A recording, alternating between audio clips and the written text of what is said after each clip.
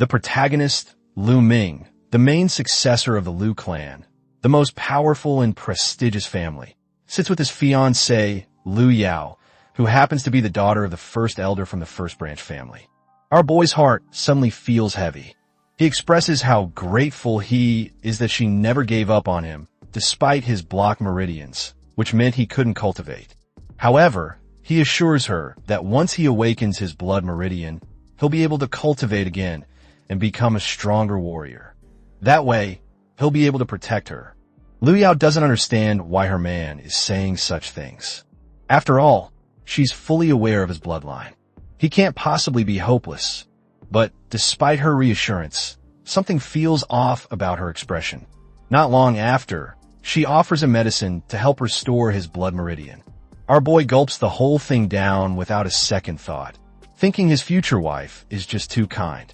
But the next moment, the bowl shatters. He feels something's wrong. Dizzy, he wonders if he's been drugged. What's even more disturbing is that Lu Yao seems to be enjoying this.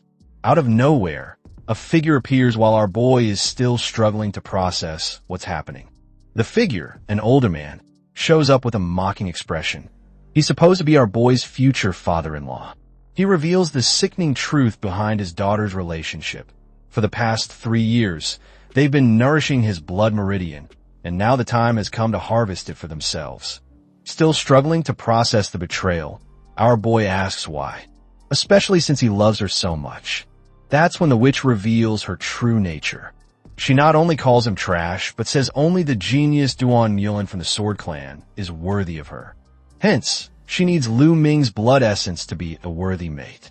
Since love is about sacrifice, he should simply give up his blood meridian. Speaking of which, her father is already eager to begin the process. And just like that, everything he worked for over the years is gone in an instant. In the next scene, we see our boy waking abruptly from what seems like a horrible nightmare. He feels sharp pain from a wound caused by the witch's father. Covered in sweat and regret, reality sinks in. He can't sense any spiritual energy in his body. His blood meridian is gone. Just then, his worried mother steps in. Our boy, showing a concerned expression, explains it was just a nightmare, trying to indicate he's fine. But that doesn't change the fact he was screaming in his sleep for 3 days, constantly shouting the witch's name for betraying him. Having been caught, he tries brushing the matter aside, simply because he can't let his mom know. She's just an ordinary human, not a cultivator. The truth would definitely hurt her. Not long after, terrible news arrives. Our boy is curious about their current location. His mom replies with a sorry expression, recounting everything that happened during his sleep. His ex awakened a 5th-level blood meridian plus a divine tear meridian. As a result, they were kicked out of the main mansion by her father. Not only that, his ex will become the next successor, basically already in control of everything that should have belonged to him. His expression shows like he's being struck by lightning, noting that their family is taking things too far. However, such matters are insignificant in his mother's eyes. She doesn't want to lose him in the process. But their conversation is interrupted by someone kicking the door open, loudly swearing and cursing our boy's name. The one who enters is actually our boy's ex-brother. First, his tone turns mocking, seeing our boy in such a state. He believes Lu Ming should be grateful the elders even considered giving his family a place to stay. Second, he ignores every question about why he came. His focus is on a sword. He reveals his true intention. He wants to keep the sword. But that sword is the only token our boy's father left behind for him. In response, the fool shows a greedy expression. He releases a bit of his aura to shut her up. Since the sword belonged to her late husband, the former lord of the mansion, it's only natural to keep it, since it's family property. Plus, her son is trash who can't even cultivate.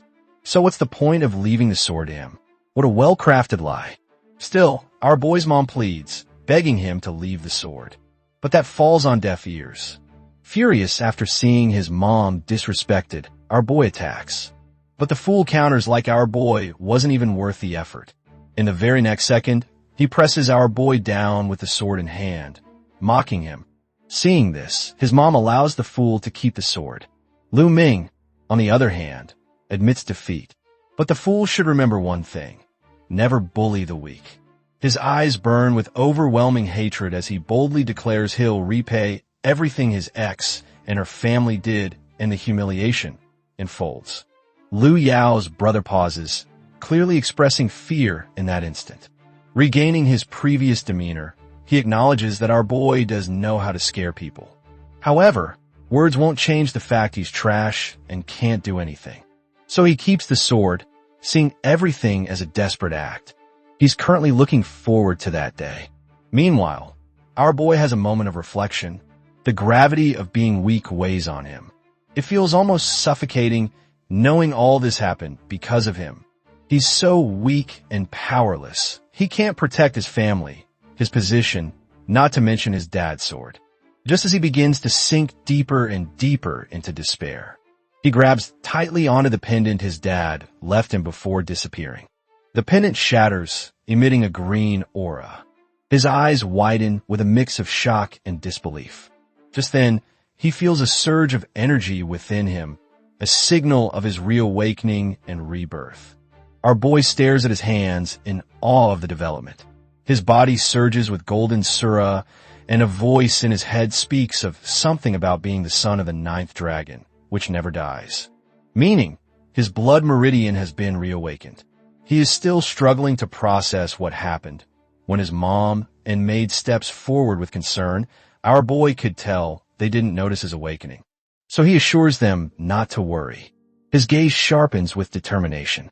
The scene shifts to nighttime, during which our boy is still struggling to figure out what happened to him. Replaying the event about being the son of the 9th dragon and the rebirth of his blood meridian, his expression turns calculating.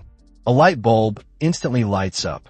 He sits in a lotus position and begins gathering spiritual energy, only to be astonished the next second. Not only were his meridians reborn, but the rate of absorption is insane, even compared to a genius. Finally realizing his rebirth was caused by the pendant, which, as a side effect, turned part of his hair red. At the same time, a green aura radiates from his chest, condensing into the green pendant. Also, his consciousness seems to drift elsewhere.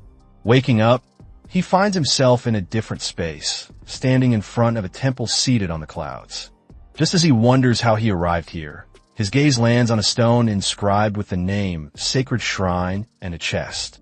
Opening the chest, he finds items inside. The first is a bone marrow cleansing pill, along with 3 books. Inspecting one of the books curiously, he's shocked. Within the books are techniques far more powerful, divine-level techniques, than the ones his family possesses. As he studies, he explains the levels or grades of techniques. Normally, techniques are classified into different levels: celestial, land, mystical, yellow, and finally divine, which are very rare and surpass even celestial. After reading for a moment, he learns he needs to open up to 3 meridians to cultivate the second stage of the true war dragon, because the backlash is really severe.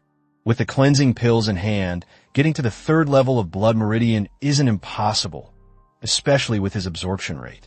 Now it's only a matter of time before he takes back everything.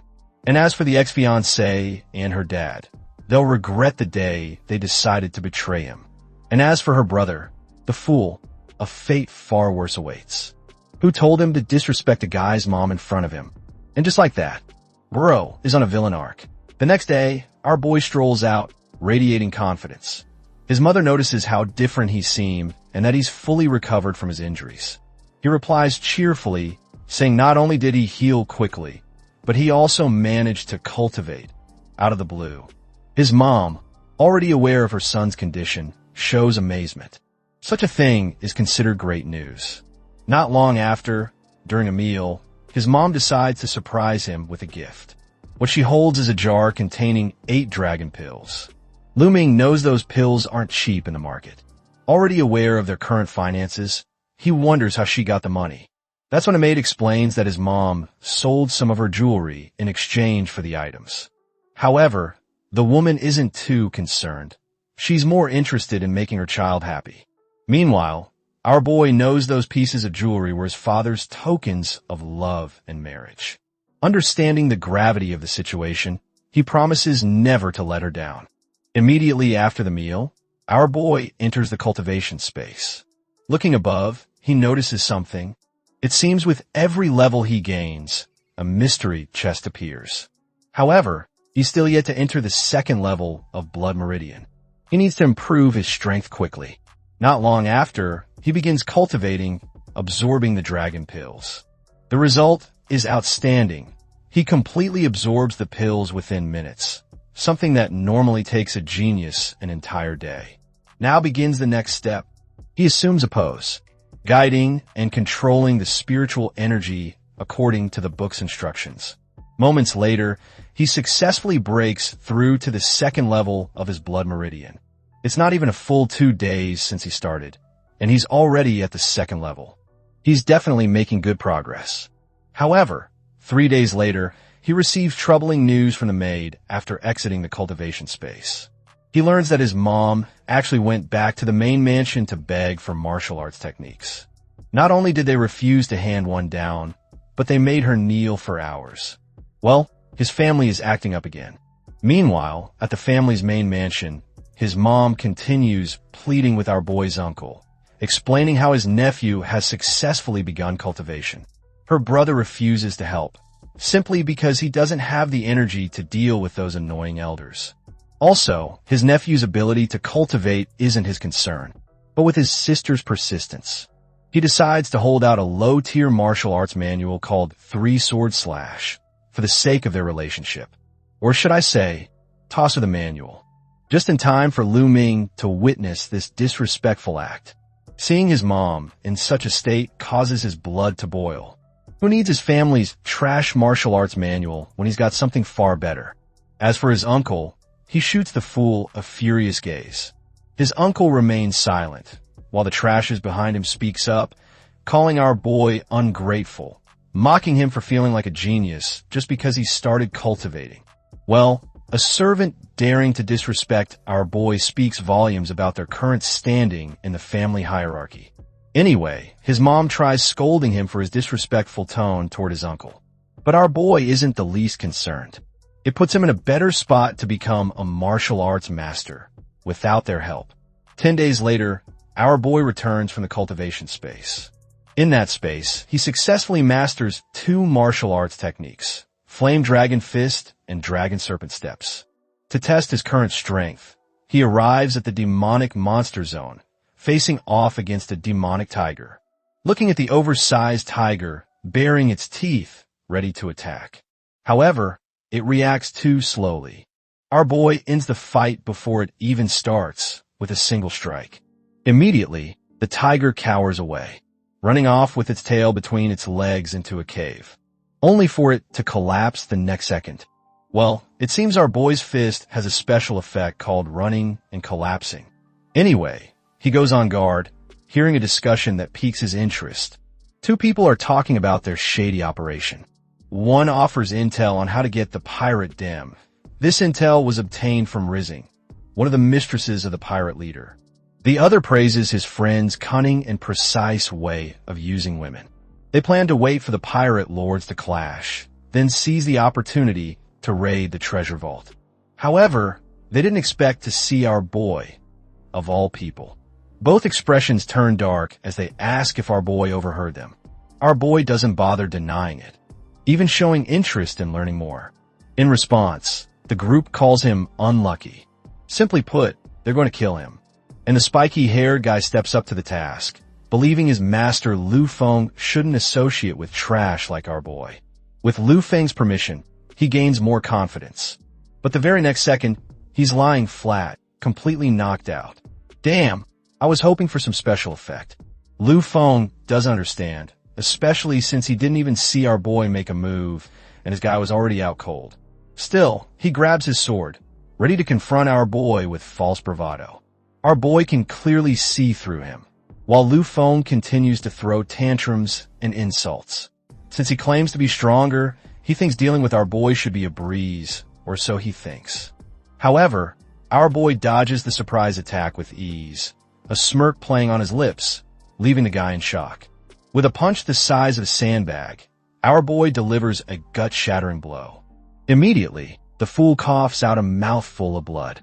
Seeing that the fool has lost his fighting spirit, our boy demands he starts spitting information on how to get to the pirate den. Lu Feng is 100% ready to talk, but begs our boy to spare his life in exchange for the information. Well, that all depends on the fool's response. Understanding his position, he decides to spill everything. Afterward, he anxiously hopes their agreement still stands. That's very unfortunate. Basically, our boy never promised to let him go. As a precaution, in case the guy is sending him into a trap formation, he takes no chances. The scene transitions to the pirate den. Troops are being dispatched to defend against an enemy attack. Lu Ming observes this from behind a tree, thinking to himself that the fool was right the entire time. Nonetheless, it's time to acquire the profit. Arriving at the treasure location, our boy is momentarily stunned by the wealth before him. A total of 130,000 taels of silver. With this, he could buy a massive amount of dragon tiger pills for cultivation. Moments later, he arrives at a medicine hall. After seeing our boy's appearance, the attendant shows a smile and asks what he wants. Our boy simply asks for the prices of dragon tiger pills. The lady, still maintaining her expression, gives the full price. Low grade at 100 taels, middle grade at 300, and highest grade at 1,000 taels of silver. Hearing our boy request over 30 pills of middle to low grade, her attitude instantly does a 180. Putting on a flattering expression, she guides the big shot client to the back of the hall. The transaction is so large, it needs time to process. Our boy is busy enjoying the VIP treatment when the person in charge of the medicine enters. Her breathtaking beauty stuns him momentarily. She formally introduces herself as the mistress of the place, and her name is Mulan. Nonetheless, our boy is pleased to meet her and confirms he's the client and looking forward to a good deal. And so, she gets down to business. Naturally, the house offers a 10% discount to any customer who spends more than 10,000 taels of silver at once. The total amount of pills comes to 12,000 taels, so she proposes setting the price at 10,000 taels for her accountant to settle the bill. Our boy sees no problem. He lowers his head and thanks her, mentioning he needs to leave since he has urgent matters to attend to. Understanding, she offers a 10% discount anytime he decides to purchase pills from her store, literally trying to make sure he comes back next time. Regardless, our boy takes his leave. Next, the attendant speaks up. Part of her thinks our boy is just an ordinary person and she asks her mistress's opinion. She replies thoughtfully, noting how our boy deliberately lowered his tone, pretending to be an older man despite being a teenager. In addition, how many young masters in the city could afford such a transaction? Also, his bloodline is definitely unique. It seems to contain a powerful force that's still growing. Hence, she demands her assistant personally inform her whenever our boy comes by. While this is happening, let's shift to our boy's main family mansion. The witch's dad looks uneasy. As a result, he reports to his daughter about an ongoing rumor. The fact that our boy is able to cultivate despite having his blood meridian stolen puzzles him. But Lu Yao replies indifferently, saying that even if he could cultivate, he still can't be compared to her. She reassures her father and decides to leave first. Also, she reminds him of their positions. Basically, dealing with our boy will be easy. Worried, the father turns to his son, expressing the need to test our boy soon to ensure safety in the future. His foolish son, who might probably be the first to die, is confident in the task and promises to keep an eye on our boy. 7 days later, our boy tests the results of his training. He completely shatters a 10-meter thick wall without using any spiritual energy. His strength puts his maids in awe.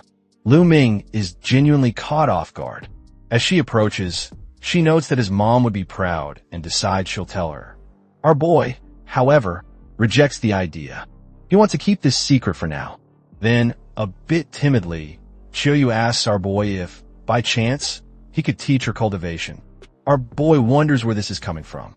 She explains, expressing her desire to grow stronger so she can serve him and his mom. Seeing how sincere she looks, he decides to help her. He already senses her potential. However, she currently has a weak physique, unsuitable for cultivation. He believes she should take some pills first, before he helps her awaken her blood meridian. Chiyoyu is genuinely grateful for our boy's help and promises to listen to every word. Coincidentally, he's about to head out to buy a spiritual weapon. While at it, they could also buy her some pills to enrich her essence before awakening.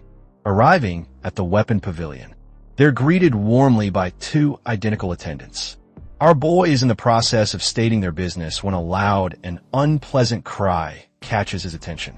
Of all people, it has to be his ex's brother and his girlfriend, Lu Mei, from the Sixth Branch family. Approaching mockingly, he wonders why our boy, of all people, wants to buy a spiritual weapon. He finds it very amusing. After racking his 2 brain cells, he concludes that our boy intends to use it on chickens. But our boy makes it crystal clear he's not ready to deal with his nonsense. This only makes the idiot more defiant, highlighting how things are different now. He's the new young master of the main mansion. If our boy acts nicely, he promises to help him out in the future. Using words to deal with such people is a waste of time. Let the fruit ripen first. In time, our boy silently promises to deal with him. The fool is clearly ticked off by this level of disrespect. Inside the pavilion, the fool loudly and proudly declares his desire to get a weapon for his girlfriend. He demands a first-level middle-rank weapon. As expected from the new young master of the Liu family, the attendant flatters him with comments.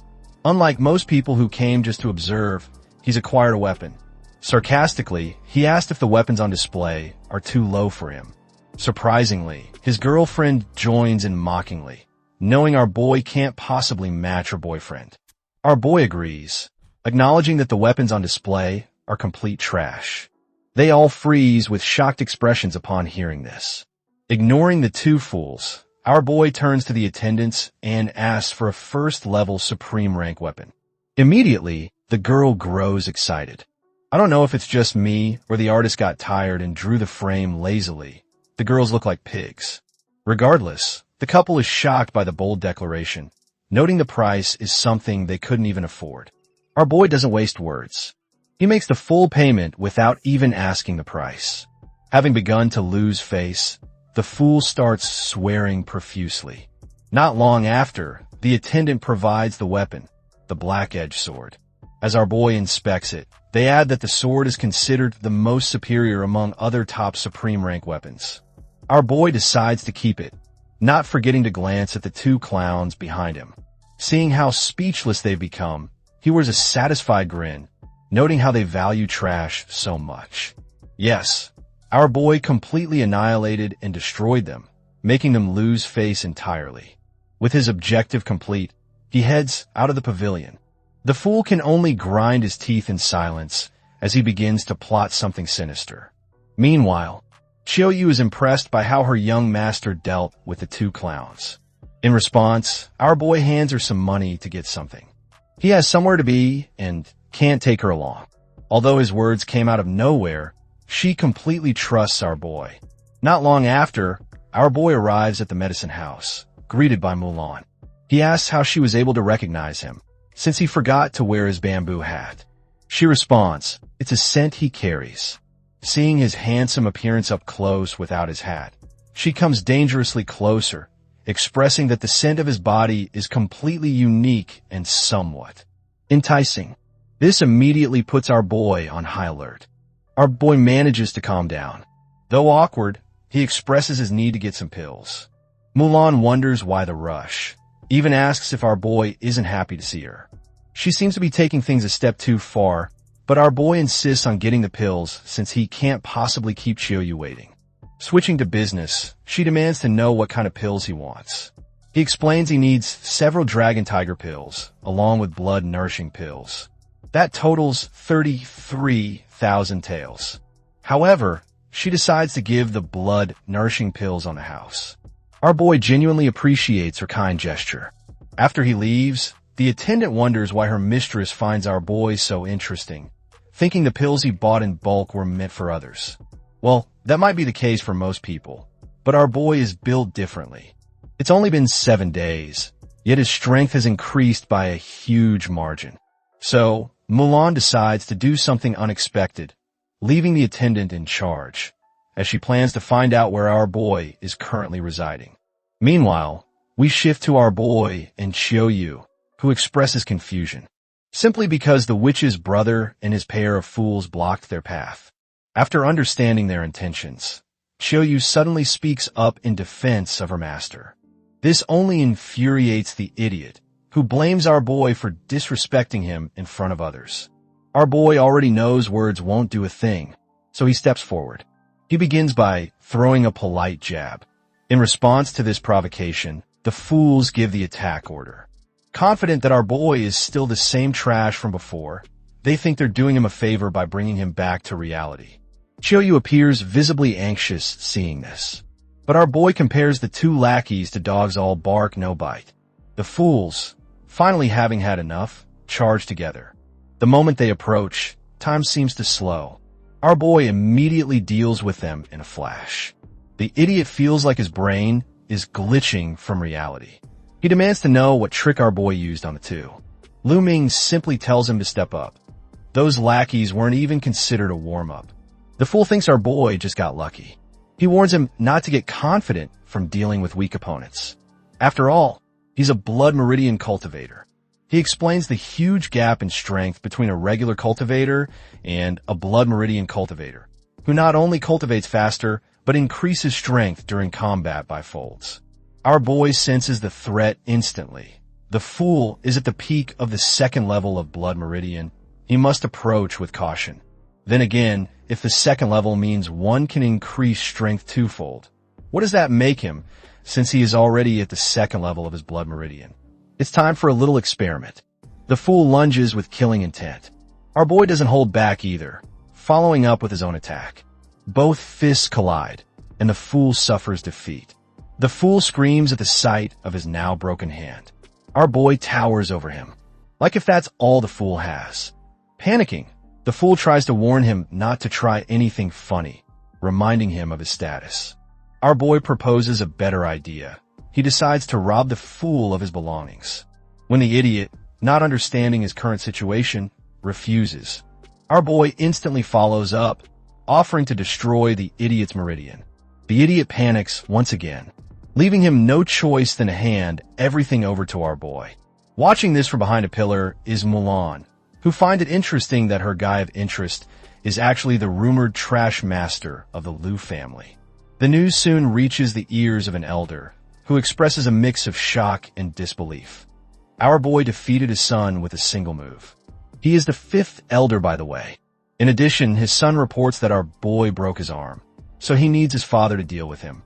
The elder fully understands the message and dismisses him. He then turns to the mysterious figure in the room, blaming our boy for forcing his hand. The figure acknowledges the order to complete the mission. Meanwhile, in the middle of all this chaos, our boy returns to his cultivation space. Finally, after grinding like hell, he's managed to open his 3rd meridian. And just like that, it's time to climb to the 2nd floor of the sacred shrine. As expected, a chest is waiting for him. Cracking it open, he finds 2 martial arts manuals and a neat stash of pills. Turns out, these manuals are the complete versions of the dragon techniques from the lower floor. Basically, he had been training with the budget edition before, and now he's got the premium DLC unlocked. The manual even reveals his strength. Since he already mastered the first version, his power is equal to someone a whole stage above him. Not bad for someone who was once treated like dead weight. As for the pills, forget those basic cleansing pills from the 1st floor. This time, it's the spiritual energy gathering pills, basic steroids for cultivation. And now, our boy can't help but drool at the thought of what treasures lie in higher floors. Without wasting a second, he pops a pill and dives into cultivation. The speed is insane. His progress multiplies like he's running hacks. Before long, he experiences a major breakthrough, elevating his realm straight into the martial arts realm. He explains the path of a meridian cultivator step by step. First is the opening of blood meridian. Next is the true chi martial warrior, followed by Martial Master and Grandmaster, King, and finally Emperor. Right now, he's officially stepped into the Martial Warrior, first stage, but his actual strength already rivals a second stage fighter. Fast forward 3 days of non-stop, sweaty cultivation. Everything's looking smooth, until Chiyoyu rushes in with a face full of panic. Urgent matter. And it's bad. Apparently, some idiot with a death wish laid hands on his mom. The scene shifts to Fiercey City. The genius behind this stunt? None other than the steward of the Liu family's grand elder. Yep, someone who clearly didn't value his lifespan. Our boy storms into the scene, itching for violence. The steward laughs, finally seeing him appear, and dares to act smug. Watching him curse and rage, the steward casually orders 2 lackeys to break his limbs. Big mistake. Before the words can even leave his rotten mouth, both lackeys are already corpses on the ground, cut down in a single flash. Oops. Guess someone underestimated the trash of the Liu family. But the steward quickly plays his last card, dangling the life of our boy's mother. That cheap move makes him tighten his fists, demanding what the bastard actually wants. The answer? Destroy his own cultivation base. Classic villain request. Hearing such madness, his mother immediately chooses death, ready to sacrifice herself rather than see her son crippled. Savage mom energy. But our boy keeps calm. If the target is really him, then fine, let them hit. He pretends to surrender. The steward grins like a hyena, giving the order. His men rush forward, raining blows on him. Our boy takes the hits, his mom begging them to stop, blaming herself for all of it. Meanwhile, the steward enjoys every second of the beatdown, thinking he's already won. But this was the setup. Our boy used this means to close the distance. Once he was close enough, he unleashed his aura. Dragon Serpent Steps is activated. To the steward, it was as if he teleported. He appears right in front of the steward. Before the man can even gasp, a gut-shattering punch lands, crushing not only ribs, but the very core of his cultivation. And that's just the warm-up. Our boy plans to give this rat a slow, ugly, and painful death. The steward panics, spilling everything like a coward. He swears it wasn't his idea. He was only following the Grand Elder's orders. His true mission? Stop our boy from participating in the selection process happening today. But wait, plot twist. The order actually came from the witch's father, and even the sword sect is involved. That little tidbit only fuels our boy's resolve. His comeback is officially loading. Before heading out, he tends to his mother, assuring her that the beating was all an act. He explains his recent breakthrough and promises to reveal everything later. She warns him to be careful, especially of his ex and her clan. But that's exactly why he needs to attend. Defeat the witch, take back his honor, and reclaim what's rightfully his. The stage for vengeance is set. The scene shifts to the Liu family arena, where the air is thick with tension. Seated at the front are the Council of Elders, alongside the sinister pair, smiles sharp enough to cut steel, waiting for their main guest to arrive. First to appear is a group riding in with style, a white tiger the size of an elephant. Gasps echo as one Liu family disciple immediately recognizes it as the Flame Tiger from the White Tiger Hall of the Sword Sect. Sensing the moment, the Liu family's Grand Elder, also known as Witch Dad, steps forward, putting on his best fake smile, offering apologies for not welcoming them sooner. The envoy from White Tiger Hall doesn't bother dragging the small talk. Instead, he delivers his message with happiness dripping from every word. Not only is he here on behalf of the Hall and the Duanmu family, but he's also come personally to congratulate Liu Yao on her ascension to Lord of the Family, while throwing in a recruitment pitch. Her father beams with pride, his grin stretching ear to ear. Meanwhile, whispers spread across the arena like wildfire. The rumors were true. The Duanmu family's been after Liu Yao all along, and she really might be their prodigy. But before the gossip could cool down, another disciple points to the sky. A blazing vermilion bird descends, carrying the envoy from the Vermilion Bird Hall. Lu Qing steps out, all warmth and politeness, but the message is the same: recruit Liu Yao. Not long after, the sky grows darker. A massive serpent head pierces through the clouds. The Azure Dragon Hall has arrived. And guess what? They want Lu Yao too. And then, as if the arena had turned into a giant pet shop, an envoy riding a colossal turtle from the Onyx Turtle Hall waddles in. Yep, same story. All of them want the witch. At this point, the Lu disciples are practically choking on their jealousy. The main event hasn't even started, yet every hall is already drooling over her. But no one's more excited than her father, who welcomes each envoy with both arms open like a proud merchant about to auction his prize jewel. The envoys settle in, and immediately the atmosphere curdles into tension. The White Tiger envoy scoffs first, telling the others not to get ahead of themselves since his hall has already been laying the groundwork. The Azure Dragon envoy counters, dropping the bomb that while Lu Yao may be engaged to Duan Mulin, marriage doesn't equal discipleship. Before the air could clear, a figure no one expected walks in, the master of the medicine hall.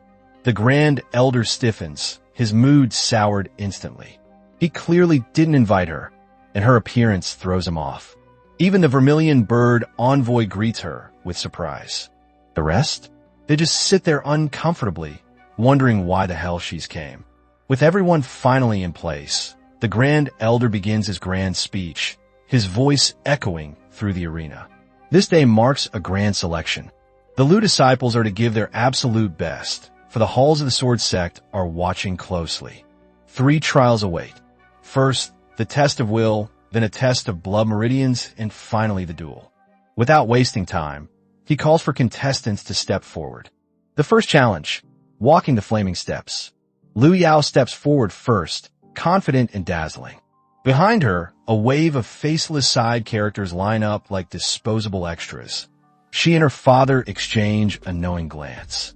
The Grand Elder raises his hand to begin the trial. But before he can start, the ground trembles. A figure steps into the arena, his presence hitting like a hammer. Gasps ripple through the crowd.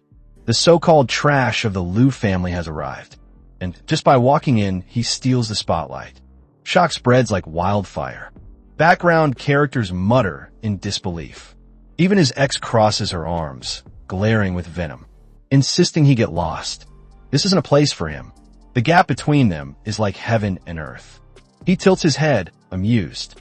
After 3 long years together, she's finally said something true. He really is built different, and comparing her to him now is just plain comedy. Her father, playing his usual role as an NPC sidekick, joins in with insults, highlighting how useless he is and how much his daughter once pitted him. The Grand Elder piles on as well, firing off sharp words like daggers. But their target remains unshaken, his expression unreadable. All he'd need to do to end this ridicule is step down. Yet, off to the side, the White Tiger envoy clenches his fists, face twisted in irritation.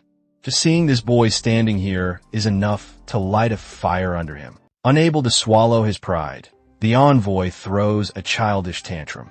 But Lu Ming, calm as ever, reminding him to stay in his lane and not meddle in family business. That only fuels the envoy's fury. The Grand Elder quickly steps in, warning Lu Ming not to insult a White Tiger Hall envoy. Yet he couldn't care less about the envoy's shiny title. Instead, he fires back at the Elder, questioning if he truly intends to let an outsider meddle in their family affairs. After all, he's still the main successor. The Elder chokes on his words, unable to refute. The council, sensing things could explode, intervenes. They urge restraint, blaming the conflict on our boy's youthful impulses. Even Mulan joins in, mocking the envoy for losing his cool over a kid. Cornered and realizing his blunder, the envoy shuts his mouth. But behind that silence, the Grand Elder is already scheming. In his mind, Lu Ming won't be an issue once his daughter, Lu Yao, takes the successor seat. Soon, with the council's approval, the participants step into the family's sacred ritual. Our boy bows in gratitude for the chance, though his expression suggests he's about to flip the stage upside down. The first trial begins. The flaming staircase. Every step scorches the flesh, every breath a torment. The mechanics are simple: how high one climbs and how long one endures. But the warning is clear: the higher the step, the longer the suffering. This is a trial of pure will. One arrogant participant struts forward like destiny chose him, only to bail at the second step, screaming like a cooked shrimp. His result: 20 seconds, 2 steps. Pathetic. More contestants try, yet none shine. Most collapse on the second or third step, all failing between 20 and 23 seconds. The staircase is brutal, but so far unimpressed. Then the witch steps up. At first, she looks untouchable, strolling through the flames as if born in them. Gasps ripple through the crowd when she reaches the 7th step, a feat that would break most. Her father proudly announces her record: 84 seconds, 7 steps. A solid achievement. She revels in the applause, but her mask slips when she nears the boy. Eyes cold, she reminds him of the vast gap between them. Our boy, unfazed, vows silently that she'll choke on those words. As she struts back, he steps forward. The mockery behind him means nothing. He walks as if every flame fuels his aura instead of consuming it.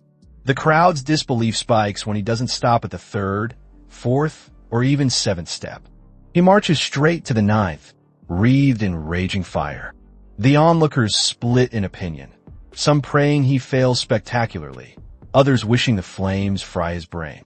The Grand Elder, already twitching, prepares to announce the boy's death. But then, a smirk cuts through the inferno. Alive, standing tall, mocking the flames themselves. And that's when panic creeps into his ex's face. Fear, not shock, twists her expression as she realizes the truth. Lu Ming drinks in that look, savoring the delicious taste of her crumbling pride. When the weak stare into the abyss, they see fire. But when the abyss stares back, it sees him, an aura too overwhelming to deny. Even the translator admits it. The boy is raw, unshakable presence. Not only does he obliterate her record with 9 steps and over 100 seconds, but he also breaks every ounce of arrogance left in the hall. A successor humbled, a council shaken, and an entire family reminded why monsters should never be underestimated. That's when his ex-girlfriend flashes a mocking grin, as if his entire life of being a failure suddenly explains why he could resist the flaming stares. To her, his so-called willpower is nothing special, just the bare minimum. After all, in the path of cultivation, willpower is only the foundation. Talent, she sneers, is what truly matters. Still convinced she's leagues above him, she doesn't even notice she's already drowning in her own delusion. Meanwhile, Mulan watches closely, clearly waiting for the boy to pull off another clutch scene. And, right on cue, the next trial begins. A massive golden altar rises before the family disciples, glowing with divine majesty. The elder steps forward, explaining the rules. The altar measures potential, not just through bloodlines and cultivation, but by the sheer pressure of one's aura.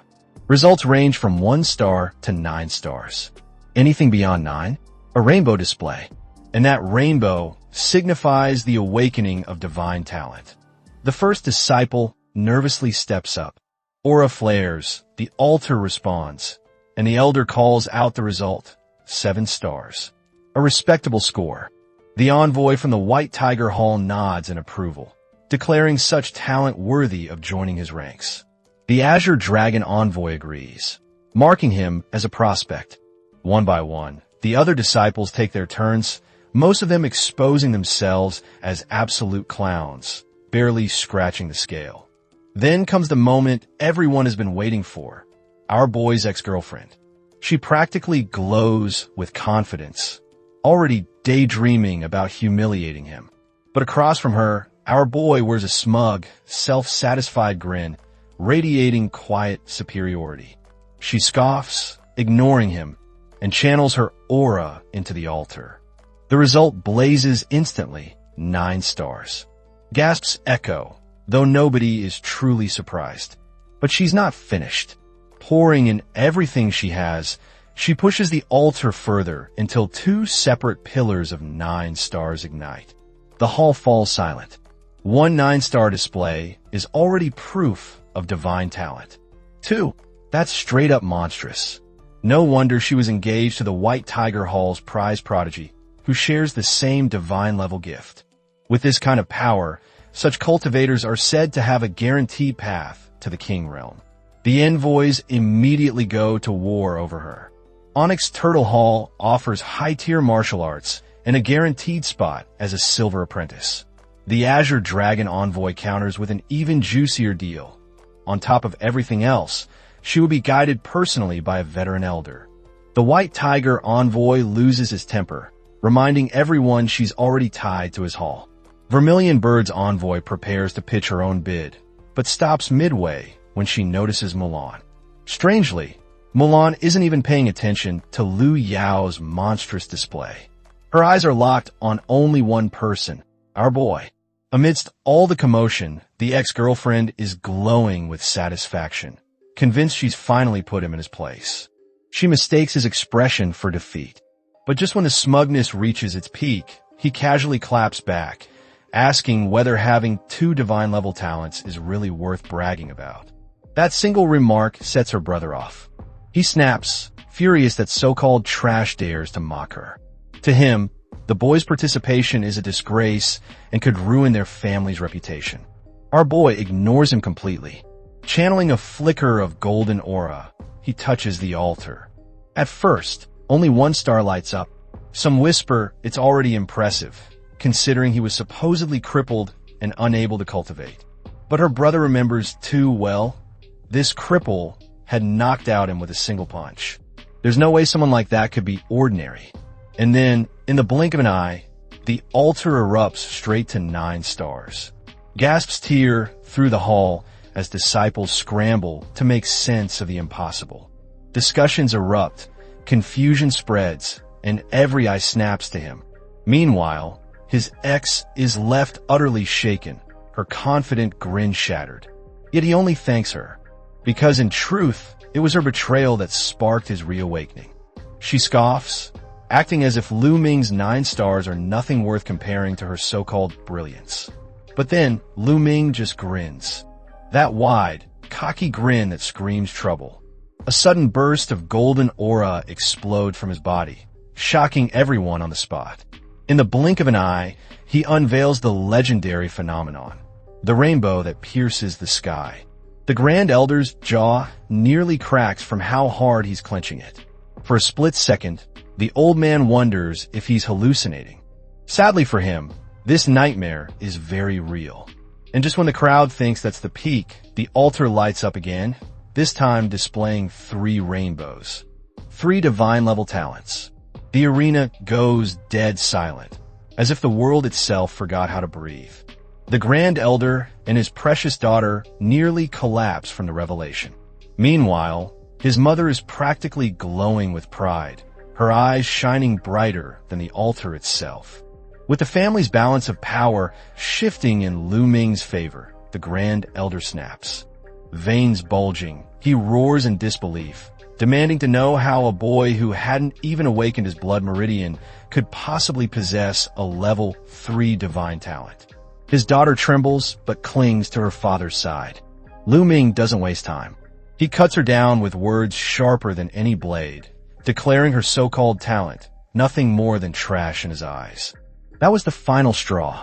Her face twists, breaking completely, and she starts spewing desperate arguments that collapse under their own nonsense. Lu Ming isn't impressed. He simply points out how she looks less like a proud genius and more like a raving lunatic. Words clearly have lost all value at this point. So he proposes the only fitting solution, a final trial, a duel. Winner stays, loser gets kicked out of the family. She of course doesn't stop yapping, talking endlessly as if her mouth was her strongest cultivation technique. Honestly, it might be. Her brother finally snaps at the insult and steps in, directly challenging Lu Ming. He claims Lu Ming isn't even worthy to fight his sister. Big mistake. The moment he disrespected Lu Ming's mother, his death flag was already raised. Like the brainless clown he is, The fool openly reveals his plan, saying that in this duel, accidents could happen. Subtlety clearly skipped his cultivation training. His father, still staggering from the earlier shock, decides to back the scheme. He orders both sides to fight without holding back, but his face betrays the sinister plot lurking behind his words. Soon enough, both fighters enter the arena. Before the battle even begins, the idiot starts throwing tantrums. Classic move, but Lu Ming silences him with a single word. The fool, being as dense as a brick, completely misinterprets it. He thinks Lu Ming just admitted he couldn't survive one of his attacks. Unfortunately for him, Lu Ming meant the exact opposite. That level of arrogance freezes the crowd. After all, everyone here knows how strong this fool supposedly is. But arrogance backed by true power? That's a different story. Enraged like a mindless bull, the idiot roars that he'll cripple Lu Ming permanently. He charges forward, fist clenched, bloodlust pouring out. Too bad, Lu Ming doesn't flinch. He counters with a single devastating punch straight into the fool's gut. Blood sprays everywhere as the idiot spits out half his insides, his body launched several meters away like discarded trash. Coughing and writhing on the ground, realization finally dawns on him. Something is horribly wrong. His cultivation base, it's gone. Destroyed in one strike. The crowd gasps in horror. That makes it the second young master reduced to rubble by Lu Ming's fists. A brand new family record. A punishment well earned for daring to disrespect the one woman who raised him. The Grand Elder's rage bursts like wildfire, his aura flaring as he prepares to strike. But before the blow can land, another figure steps in. The second Elder blocks the attack, voice heavy with authority, demanding to know what the Grand Elder is planning. Before an excuse can escape him, the second Elder coldly reminds him of the family's rules and regulations. The tension thickens as a council member suddenly speaks up, siding with our boy in front of everyone. Still, the Grand Elder refuses to back down, pointing out that his son's cultivation base was destroyed before the entire clan. The hall trembles with whispers, but our boy only laughs. The sound echoes like a slap to the Elder's pride, mocking his desperate attempt to save face. He points out their so-called brilliant plan, mocking how things would have been different if the fool had actually succeeded. The words sting, igniting the Elder's fury all over again. Yet our boy only shrugs, eyes cold, and orders the trash lying in the arena to be dragged away. The Grand Elder's face twists with venom as he vows to kill both our boy and his mother once the contest ends. As the broken waste is carried out, attention shifts.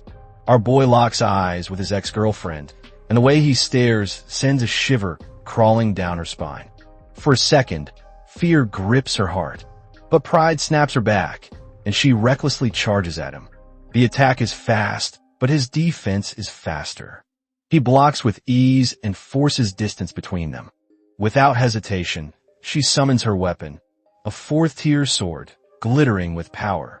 A clear sign that the White Tiger Hall has been spoiling her even after their ties were cut. She unleashes a storm of slashes, but every strike is brushed aside. Our boy dances through the assault, dodging smoothly while throwing in sharp commentary. The so-called prestigious Lu family sword technique? Trash in his eyes. To prove the point, he doesn't just dodge, he punches the blade itself. The impact rattles her, exposing her lack of control. Definitely a skill issue. Her technique? Laughable. Her cultivation? Nothing but a hollow show. Truth is, the only thing she's ever been good at is running her mouth. And with this kind of strength, she dares dream of becoming family head? The thought alone is insulting. The insult lights a fire under her pride. Now, she decides to stop playing around, finally taking him seriously. She gathers herself, ready to show the world her real strength. But he answers by summoning his own sword, his intent sharp as steel. He challenges her head-on, whose swordsmanship is truly superior. Both explode into motion, blades flashing at light speed. But the contrast is brutal. She grows desperate, struggling to keep up. while our boy fights like a predator toying with prey. In less than a minute, her sword is slapped clean out of her hands. The fight is over. She trembles, sweat dripping as his blade rests a hair's breadth from her throat. The audience gasps in awe, stunned at how easily he crushed her. Whispers rise, speculating that he had been holding back all along, deliberately acting weak to bait them into underestimating him. Her father and the White Tiger Hall envoy look like they've been hit with lightning, their minds cracking under the humiliation. And then, before anyone can recover, the Onyx Turtle Hall envoy steps forward with a smile, offering our boy a place in their hall with generous benefits. Not to be outdone, the Azure Dragon Hall instantly counters with an even better offer. The sudden switch in loyalty is dizzying. Yesterday's forgotten disciple has become today's star prize. But our boy isn't done. He turns back to his ex, gaze sharp enough to cut. She was once someone he cherished, but betrayal soured everything. He reminds her of her own words, that only the strong have the right to speak. Now she's on the receiving end of that philosophy. She forces a mocking grin, clinging to her pride.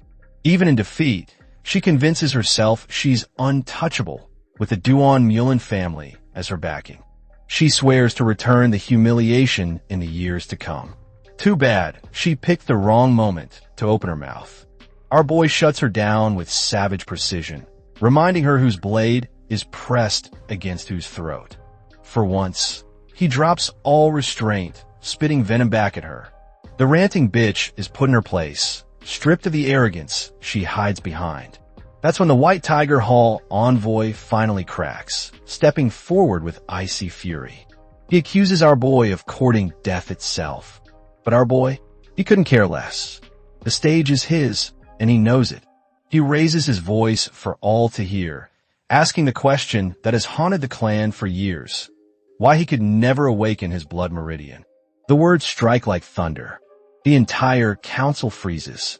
Even the head council member, intrigued, grants him permission to continue. And in that moment, the Grand Elder begins to panic. Having had enough of the Grand Elder's constant tantrums, the council head finally cut him off and gave the stage to Lu Ming. Calmly, Lu Ming began to recount everything from the past 3 years, their secret scheme, the so-called medicine that didn't just block his blood meridians, but turned his body into a harvest field. His words rolled out casually, almost mocking, as if the weight of the truth had always been too obvious. Then came the jab. He asked if no one found it strange that his ex, who used to be talentless, suddenly awakened a 5th-level blood meridian out of thin air. That silence in the hall said it all.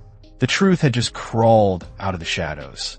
The council head's eyes turned cold as he shot a deadly glare at the Grand Elder, demanding if it was true. The old man panicked, spitting out denial after denial, branding Lu Ming as trash, desperately trying to flip the narrative. He demanded to know how Lu Ming managed to cultivate if his meridians had truly been blocked.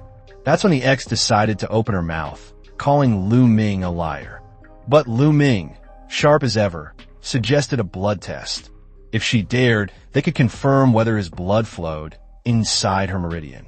Her father roared instantly, trying to bury the matter under sheer noise.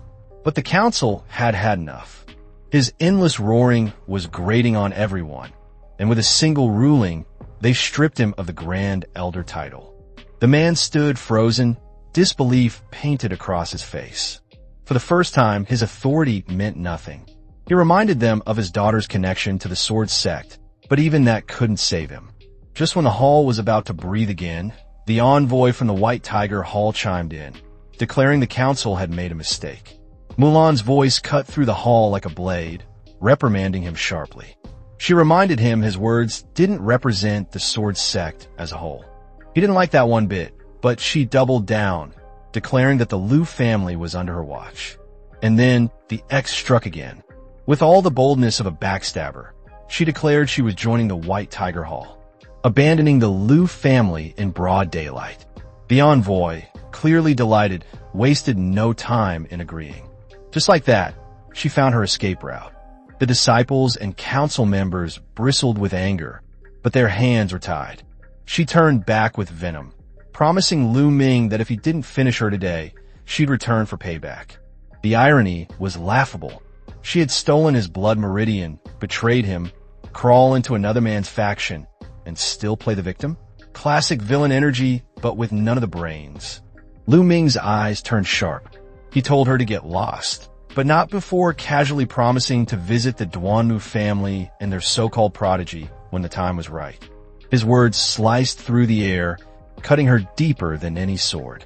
Her face twisted, but before leaving, she barked one last warning, that it was only a matter of time before she surpassed him. The envoy smirked, adding that Lu Ming couldn't touch her now since she was under their protection. His final piece of advice dripped with arrogance. Don't even think about joining the sword sect, or today's foolish words would be his undoing. Once the pests were gone, Mulan seized the moment. She extended an invitation to Lu Ming, offering him a place in the Vermilion Bird Hall. Despite his extraordinary performance, she made it clear she wasn't bending any rules for him. Lu Ming agreed instantly. She handed him his official token, promising to shield him from the Duanmu elders, though she warned that their disciples might still target him. Lu Ming welcomed the challenge. After all, what was the point of cultivating if he couldn't crush a few annoying flies like the Duanmu brats? The other envoys, impressed, welcomed him into the sword sect with no hard feelings, even though he didn't choose their halls. They were eager to see what he'd become. With the formalities done, Lu Ming lowered his head respectfully as the envoys departed back to the sword sect, marking the end of this storm and the beginning of another. The very next day, at the Lu family's main mansion, Lu Ming officially took over the family position, proof that in this world, strength shuts every mouth faster than reason ever could. His mother, clearly proud, surprised him with his father's sword. Lu Ming accepted it, silently thanking his old man. After all, it was because his father left behind the pendant before disappearing that today's success was even possible. A week passed, and soon the parade of guests began. The first to crawl in was none other than the brother's lackey of his ex-girlfriend. The pitiful boy came under orders from his father, the fifth elder, to apologize for the misunderstanding that nearly destroyed Lu Ming's mother. The coward admitted he was just following orders, hoping to clear his conscience. Lu Ming didn't waste breath on trash. He simply had Qiuyu escort the worm out. The boy nearly wept with relief, thanking Lu Ming and wishing to be friends in the future. Some people just don't learn. Not long after, another guest appeared. This time, the mighty lord of the Li family himself. Lu Ming wondered if his mother had already been informed, but before the thought even settled, his mother stepped forward, instructing him to meet his uncle properly. His uncle's joy was written all over his face when he saw both his sister and nephew again. But Lu Ming, sharp as ever, asked why the lord of the Li family suddenly decided to visit his trash nephew. That single word made his uncle freeze, his smile faltering. What followed was a performance of awkward flattery and half-hearted apologies. Typical. In this world, strength speaks, weakness begs. Before Lu Ming's mother could reassure her brother, the man suddenly pulled out a spirit-condensing pill. Lu Ming was left stunned. This wasn't just a casual gift. Each pill was worth an entire year's income of the Li family. For an uncle who once looked down on him, this level of generosity could only mean one thing. The tides had turned. Later that day, once alone with Qiuyu, Lu Ming asked about her cultivation progress. She casually revealed she had already opened 8 meridians. His eyes nearly popped. A month ago, this girl was still green, barely beginning her path. Something didn't add up. He asked about her meridian bloodline level, but she looked at him blankly, not even knowing what that meant. So, he decided to help her find out. Inside his room, seated cross-legged, he began inspecting her aura traits. But the moment his spiritual sense touched her, it backfired, and he was sent reeling. Qiuyu rushed to his side in panic, only to find him perfectly fine, shaken but unbroken. The results of her cultivation were nothing short of monstrous. If word spread, vultures from every corner of the cultivation world would descend. For her safety, he decided this secret would stay between them. Time flew. Another month passed in intense cultivation, and Lu Ming re-entered his inner space. After relentless effort, he broke through to the 6th stage of the martial arts realm. The price? 40 spirit condensing pills devoured like candy. But in the end, power answered, and his foundation grew stronger. The long-awaited day to leave for the sword sect finally arrived. Before departing, Lu Ming handed his mother a large sum of money for future use. She hesitated, refusing at first, worried he would need it more. Besides, she had no intention of staying long at the family mansion. But Lu Ming reassured her with calm determination. Everything was already planned out. Then, out of nowhere, his mother suggested that Xiao Yu should accompany him. The girl hesitated, worrying who would care for a mistress once she left. But his mother reminded her that there were now 3 maids at home, and wasting Xiao Yu's talent in the kitchen instead of the cultivation path would be a crime. Lu Ming agreed inwardly. His mother was sharp. With everything settled, Lu Ming and Xiao Yu mounted their horses and set out for the sword sect. His mother watched their silhouettes fade into the distance, her heart both heavy and proud. Her little boy had grown, and more than ever, he now carried the shadow of his father. A few days later, the road finally led them to the city closest to the sword sect. While enjoying a meal at a busy restaurant, Xiao Yu noted the lively scene. Our boy didn't even blink. After all, the sword sect's disciple recruitment was only 2 days away. Of course, the place looked like a festival, just with more swords and fewer clowns. The calm moment shattered when a figure swaggered in, introducing himself as Wei Ziming. Without hesitation, he aimed his charms at Xiao Yu, inviting her for a drink. She rejected him on the spot, faster than a free Wi-Fi connection getting hijacked in a public cafe. The poor guy didn't even get a sip of dignity. Naturally, his lackey couldn't take the humiliation. Eyes burning, he turned on Lu Ming, demanding why he was still sitting there.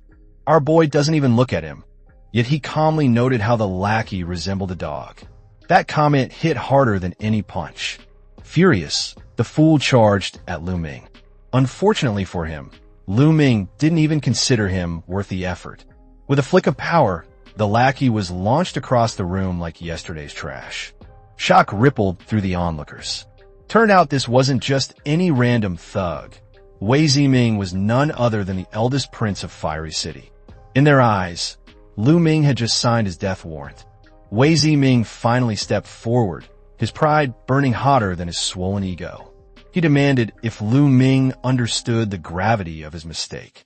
Lu Ming stayed seated, looking about as bothered as someone listening to a fly buzzing. The prince, however, doubled down. He ordered Lu Ming to kneel, slap himself, and beg for forgiveness. Clearly, this man was confusing royalty with royal clown. Originally, Lu Ming thought the lackey was just a dog. Turns out the master was an even bigger mutt.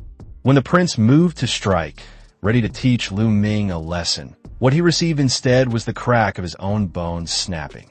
Before he could even process the pain, a slap landed across his face, ringing louder than his title. Lu Ming dismissed him with a single word, scram. The entire restaurant froze, jaws dropping as the perspective flipped. Our boy just arrived, and he has already made a friend. Before leaving, Lu Ming casually stated his name, practically handing the prince permission to plot revenge. The eldest prince, with his cheeks swelling like a pig, swore vengeance. The onlookers whispered among themselves, certain the grudge would fester. After all, his younger brother was also among those aiming to join the sword sect. That meant Lu Ming's troubles were just beginning. Predictably, the lackey suggested dragging his brother into the mess. But even the prince knew better. With the sect recruitment so close, now wasn't the time. The grudge would simmer for later. Shifting focus back to Lu Ming, while practicing later, a strange sensation washed over him. The unease barely settled before murderous intent closed in. Multiple figures gathered outside his room, long swords drawn, their shadows dripping with killing intent. They charged all at once. Steel hissed through the air.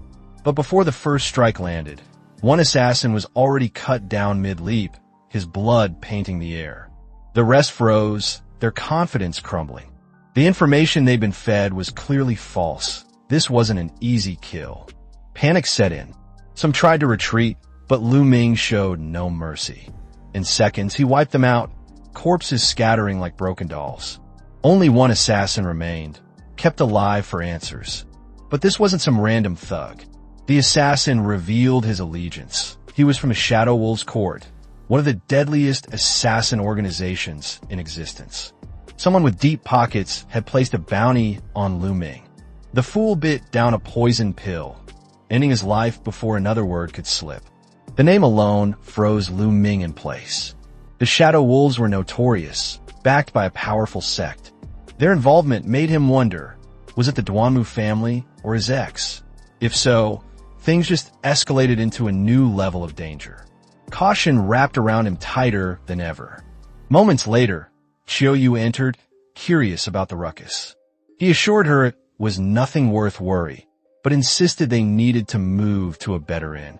2 days passed in a blur, and, at last, the day of the Sword Sect recruitment arrived. At the sect gate, a figure stood tall, welcoming newcomers. Those with recommendations were directed to the right, while those seeking to prove themselves through trials were told to head left. Lu Ming urged Qiuyu to take the test, waving her off with a calm smile, but his eyes betrayed concern. Gossip soon reached his ears. The entry requirements were brutal, almost cruel. Before the thought could settle, 3 rainbow phenomena lit up the sky, announcing the birth of yet another monstrous genius. His chest tightened. Worry for Qiuyu gnawed at him. Onlookers whispered and gasped, for even a big-shot elder was moving toward the testing grounds, clearly intrigued by the new prodigy. But there was no time to stew in worry. Lu Ming had his own path. Presenting his token to the guard, he was granted entry without resistance. Inside, the recruitment halls were a battlefield. Rivalry sparked like wildfire as disciples clashed for recognition.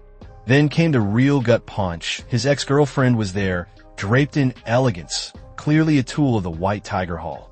Beauty trap tactics at their finest.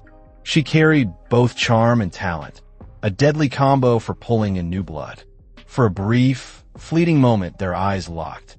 1,000 unsaid words burned between them, then shattered as the big-shot elder arrived with a newly awakened genius in tow.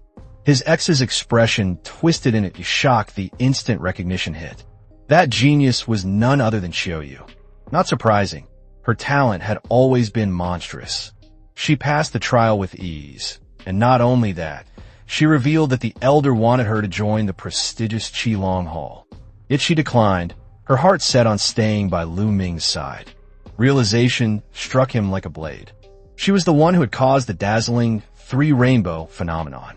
The crowd might have worshipped her, but Lu Ming refused to let emotions cloud reality. He coldly reminded her that Qilong Hall was a dream countless cultivators would kill to enter. She persisted anyway, clinging to her choice. Eventually, his tone softened. He reassured her they were still part of the same sect and would cross paths often. Shifting the topic, he asked about her blood meridian. Her whisper carried weight. It was unique. Lu Ming's eyes widened in disbelief. In this world, countless types of blood meridians existed, much like body constitutions. But rare phenomena occasionally birth unique bloodlines, a rarity even among the greatest geniuses. Understanding the danger, he urged her to keep it secret, to cultivate diligently, and promised to watch over her from time to time. Her face brightened with joy, vowing to give her all without disappointing him. The elder from Qilong Hall, silent until then, finally spoke, indicating it is time to leave. Well, it better for her to remain under protection, especially since Lu Ming carried a bounty on his head. With that, it was time for Lu Ming to report to Vermilion Bird Hall. The courtyard of the hall seemed calm until trouble struck. A disciple suddenly blocked his path, sneering as though catching a criminal in the act. Barely inside and already drawing hostility, just his luck, Lu Ming held his composure, bowing respectfully and explaining his position as a disciple. But the boy scoffed, claiming it was a crime to impersonate a member of the sword sect. Lu Ming revealed his token without hesitation, putting an end to the nonsense. Or so he thought. The boy's expression twisted again, now accusing him of forging the token. His reasoning was laughable. Only blood meridian cultivators were allowed entry, so someone like Lu Ming had to be a fraud. That was when Lu Ming's aura shifted. His eyes sharpened, asking if this pest had been sent by the Duanmu family. The senior insisted ignorance, claiming no idea what Lu Ming was talking about, and demanded he leaves instantly. Lu Ming, never one to bow down, telling him to piss off. Before the senior could even finish puffing his chest for a threat, Lu Ming sliced through his words, asking who gave this clown the authority to dismiss disciples. The senior's tongue twisted midair, choking on his arrogance. Whispers spread through the crowd of disciples. Some doubted such rules even existed. Others reminded everyone that only hall elders had that power. Still, the senior clung to his pride, accusing Lu Ming of stirring trouble when all he'd asked was if Lu Ming was a blood meridian cultivator. No response came. Instead, Lu Ming unveiled his divine aura, silencing the courtyard like a blade pressed to the throat. The senior's face turned pale, realization hit. But Lu Ming wasn't done. If he wasn't a blood meridian cultivator, how did he acquire the sect token? Even a half-wit knew better. The insult cut deeper. Was the senior abusing his status, or was he simply dumber than dirt? The fool tried again to speak, only for Lu Ming to carve his words apart once more. The Vermilion Bird Hall had been slipping lower in rank within the sword sect for years. Now, with the senior's blunder, disciples openly whispered about switching halls. One boy's pride was about to bankrupt the reputation of an entire faction. Sweat trickled down the senior's back.